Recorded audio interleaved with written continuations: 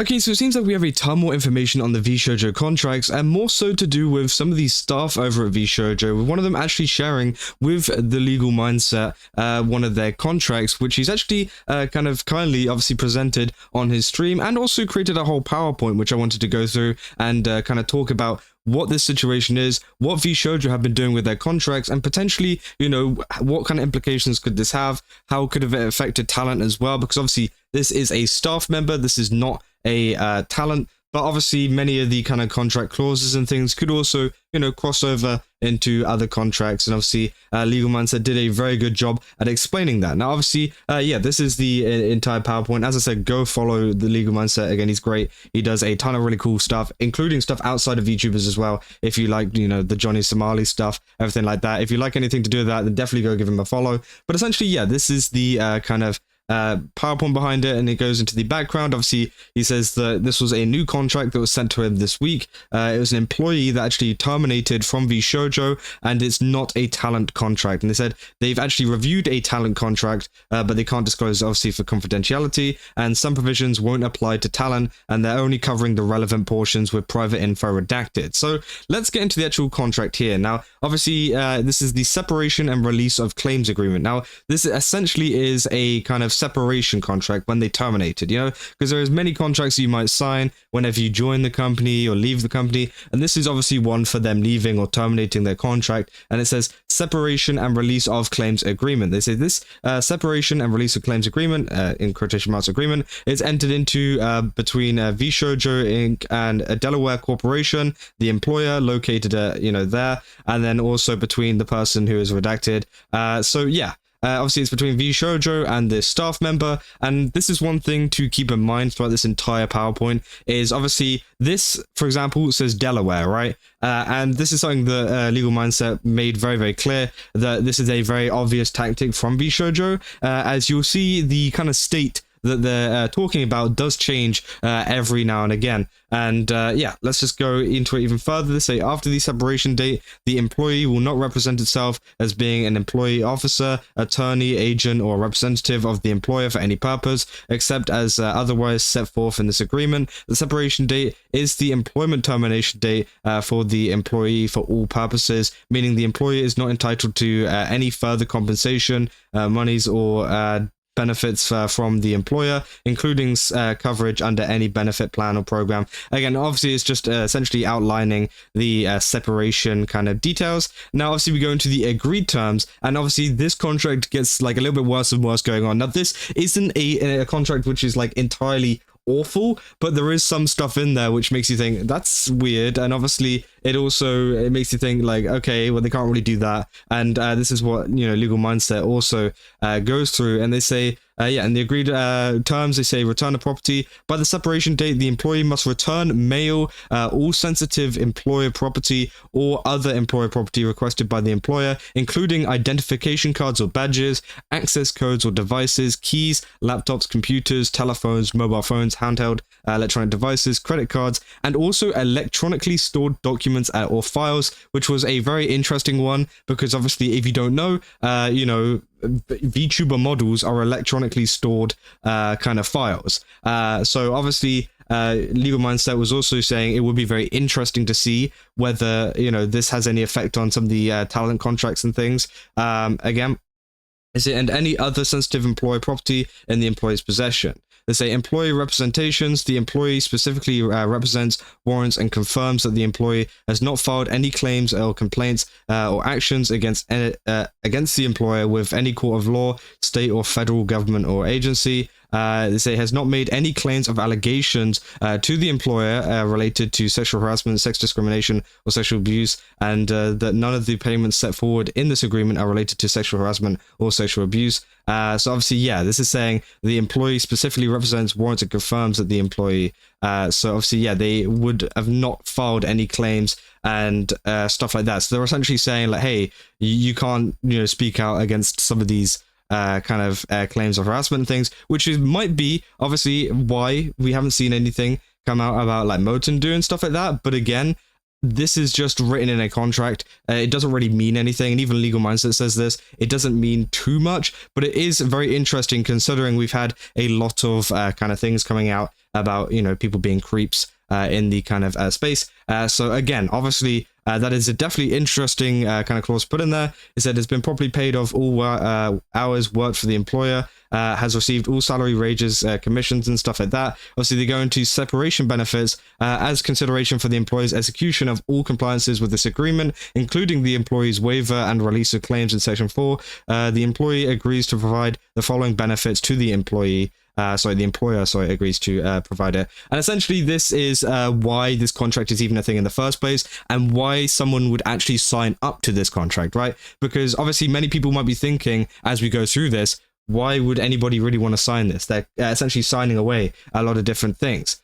But it's all to do with this lump sum of money where they could get $6,600, but also that is after that is before taxes, so it is probably less, probably about like 4,000, something around there. And obviously, yeah, they talk about that. Now, again, they go into saying if the employee timely and properly elects Cobra continuation coverage under VShojo's Inc.'s group health plan, the plan, the employee may be permitted to continue participation in the plan under the Cobra by continuing to pay premiums to the employer at the contribution level in effect for active employees until the earliest of the expiration of 12 months following the separation date. The date of the employer becomes covered under another employer's health plan, or the expiration of the maximum Cobra continuation coverage period for which the employee is eligible under federal law. Now, they go on to say as well, stuff like, notwithstanding the foregoing, no payment will be made or beginning before the effective date. And obviously, it's just more of this kind of stuff, essentially being like, okay, you know, you're not going to get paid after you separate, obviously. And there's a lot of like obvious things in there.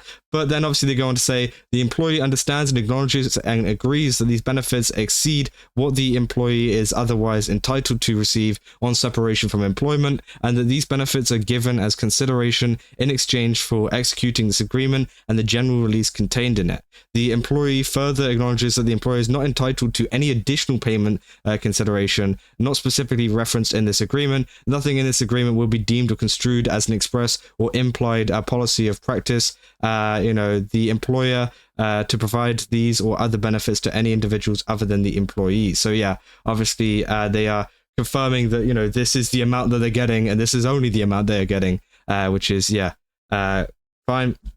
Then they go on to employees' general release and waiver of claims. Now, this is where it starts to get a little bit interesting, because obviously they say, in exchange for the consideration providing in this agreement, the employee and the employee's heirs, executors, representatives, administrations, agents, and assigns collectively the releasers irrevocably and unconditionally, fully and forever waive, release, and discharge the employer, including the employer's parents, and they go into detail about that as well. But also they say they waive a lot of these claims. Now, this is where Legal Mindset goes into it quite a bit, where this is kind of like the first like big problem, I would say, is essentially what they say is, you waive a lot of these claims, a lot of these kind of labor laws, a lot of them being very basic ones. And for example, like the Americans with Disabilities Act, like stuff to do with disabled people, you can't, have any action taken against that. Or, if they kick you for being pregnant or whatever like that, you can't, go against that. That is what they're saying.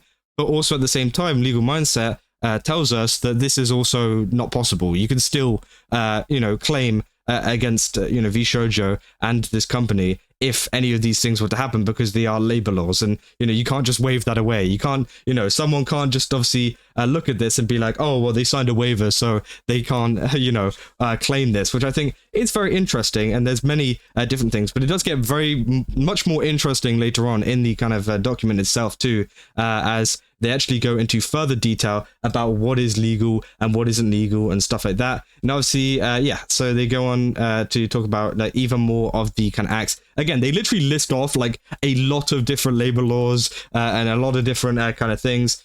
Again, very interesting. Yeah, again, it will make sense in a little bit. They say any and all claims for compensation of any type whatsoever, including but not limited to claims for salary, wages, bonuses, commissions, incentive compensation, vacation, and severance that may be legally waived and released. It said any and all claims arising under tort, contract, and quasi-contract law, including but not limited to claims of breach of an express or implied contract, wrongful or retaliatory discharge, fraud, defamation, negligent or intentional infliction of emotional distress, tortious interference with a contract or prospective business advantage, breach of the implied covenant of good faith and fair dealing, promissory estoppel, detrimental reliance, invasion of privacy, false imprisonment, non-physical injury, personal injury, or sickness or any other harm.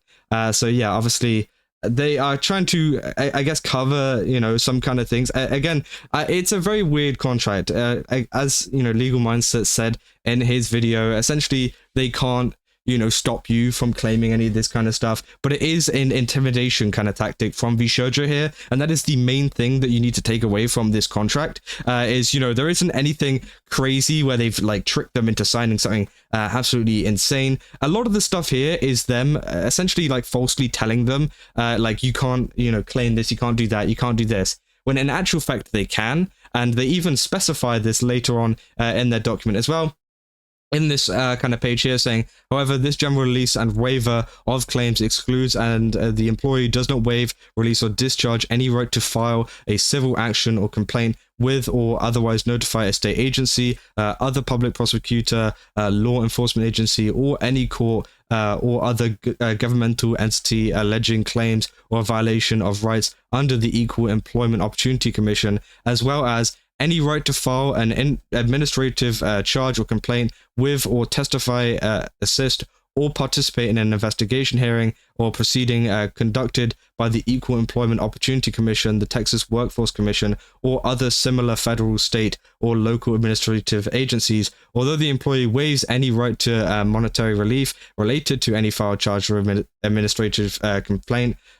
B, claims that cannot be waived by law, such as claims for unemployment benefit rights and workers' compensation. C, any rights to file an unfair labor practice charge under the National Labor Relations Act.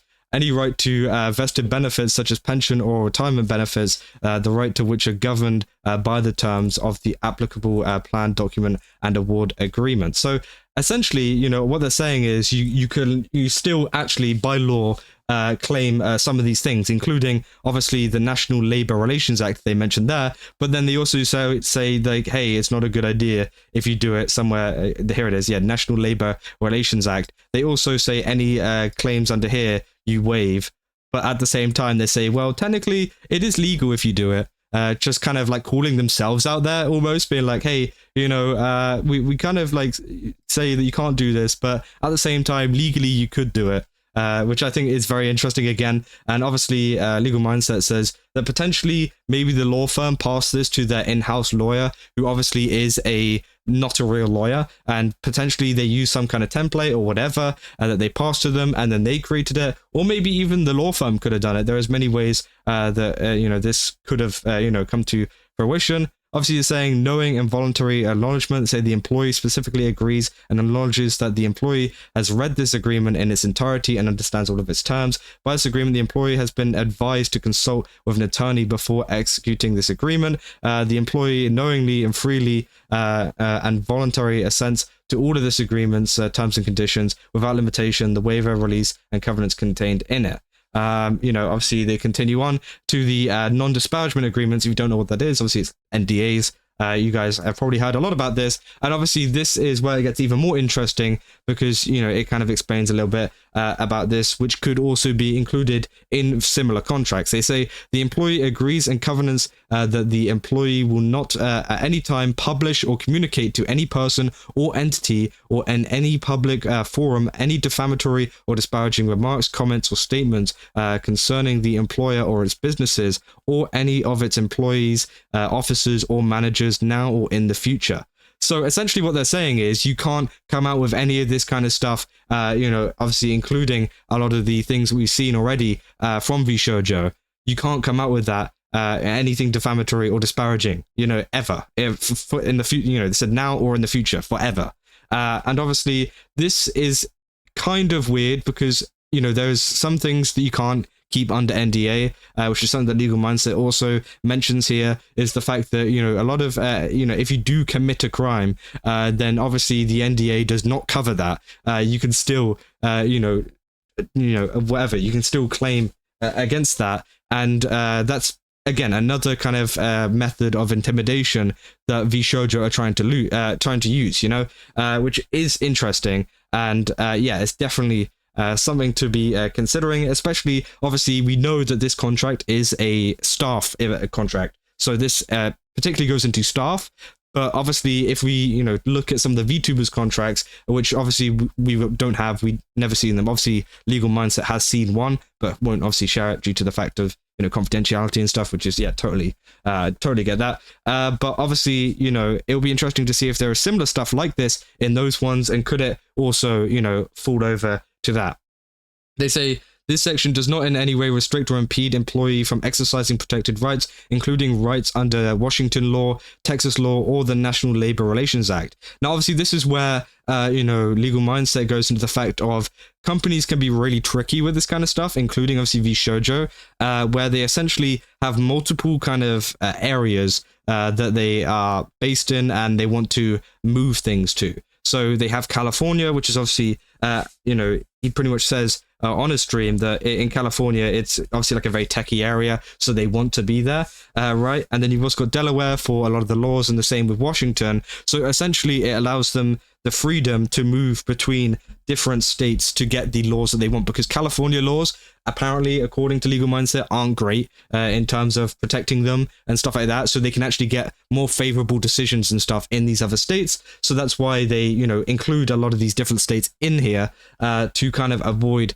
a lot of that stuff. But also, he does mention the fact that sometimes courts, or maybe a lot of times, the courts will go, this is literally California law. Like, why are we settling this over here? We should be settling this in California. And obviously, it then makes it harder, though, for a lot of the talents to know which state should we take this lawsuit to. And it gets very, very confusing and very, very weird. Obviously, they go to remedies. They say, in the event of a breach of contract, essentially here, they mention the fact that, hey, if you do any of this kind of stuff, if you breach it, you are liable for monetary damages, and also you could be liable for attorney costs and things like that, and legal lawyer fees. You could end up paying that. And obviously, for a VTuber who maybe wants to take them to court, whatever, that could be kind of scary. And obviously, that is another, again, intimidation tactic into obviously being like, if I mess this up or if something happens, then it could be really bad monetarily for them. Again, another intimidation tactic there from them. But again, obviously, if they are legitimate in what they are saying, then obviously, there should be no problem. But, that's why a lot of people are scared to kind of come out of any information, because, again, they're worried that, they will get sued, and then maybe they'll have to pay for lawyer fees on top of that. And again, it just wouldn't look very good. But at the same time, it is a kind of, it's a thing to scare them, rather than a thing that they will actually do, as a Legal Mindset puts it in his stream. He actually encourages a lot of people to speak out about it, because, again, these are intimidation kind of, tactics from them. Obviously, they say, governing law, jurisdiction, and venue. This agreement and all matters arising out of or relating to this agreement, and the employer's employment for the employer, whether sounding in contract, tort, or statute, for all purposes, will be governed by and construed in accordance with the laws of Washington. So obviously we heard Delaware at the beginning. VShojo is based in California, and now they're bringing Washington into this. And obviously he actually adds a little bullet point thing, which is very nice, essentially saying VShojo chooses Washington over California because Washington has more favorable, less restrictive laws than California, and say employment requirements, wage and hour regulations, non-compete clauses, which California prohibits, and they say VShojo cannot escape some mandatory California labor laws, even with this clause. So again, he's essentially saying that, hey, sometimes, the courts will be like, no, you have to take this up in California, where they will probably be less favorable to VShojo, which is, yeah, interesting. Obviously, they go on to like no admission of liability, saying like we're not liable for any of this. Obviously, some notices as well, attorney fees and costs if the employee breaches any terms, you know, of all the post termination obligations referenced into it to extent authorized by Washington law. The employee will be responsible for payment of all reasonable attorney fees. Again, more intimidation, being like you're gonna have to pay for the attorneys, everything like that. Modifications of waiver, obviously, is saying it can't be, sorry, no provision of this agreement may be amended or modified unless the amendment or modification is agreed to in writing and signed by the employee and by the authorized representative of the employer. And then finally, as well, they also include the little kind of signing bit at the end of the contract, just to, you know, legitimize it. Obviously, it doesn't have the actual signatures there for the privacy reasons, but essentially that is the entire contract there. You know, obviously, if you want a more detailed look at it, go to Legal Mindset's video. Essentially, what you want to take from this, though, is that, you know, VShojo are using a lot of tactics in the book, including, obviously, you know, spreading across multiple jurisdictions and things like that to try and avoid a lot of these issues, but also at the same time using intimidation tactics in their contracts to essentially, you know, put some stuff across to them which might look really bad to someone who doesn't know a lot about, you know, law or anything like that. And maybe, you know, if an attorney was to probably read through it, then maybe they could explain that to them. But say, you know, say if you're like some random VTuber who, you know, just wanted to sign a contract to get in, you're not really gonna, you know, take it up with anybody, and well, you might get scared by that kind of stuff. So again, that might also be why a lot of people aren't speaking out. So hopefully, with, you know, Legal Mindset's video and, you know, videos like this, kind of sharing this contract, hopefully they can understand that it is okay to come out about this situation, especially considering that VShojo, you know, have broken some laws as well. So again, it is interesting. Again, as I said, go follow Legal Mindset as well, because again, he has created this entire thing and obviously revealed this contract. So again, it is great to see him, you know, kind of getting involved with it and showing us all of this kind of stuff. But again, I'll keep you guys up to date if there's any kind of you know, developments with this contract. Again, it is a pretty big one. So yeah, I'll keep you guys up to date if anything else does happen. But if you guys did enjoy this video, don't forget to leave a like and subscribe. Also go to GameSups, use my code Kaza, get 10% off. Again, they got a ton of really cool stuff over there. I definitely recommend checking it out. And yeah, I'll see you guys in the next one. So see ya.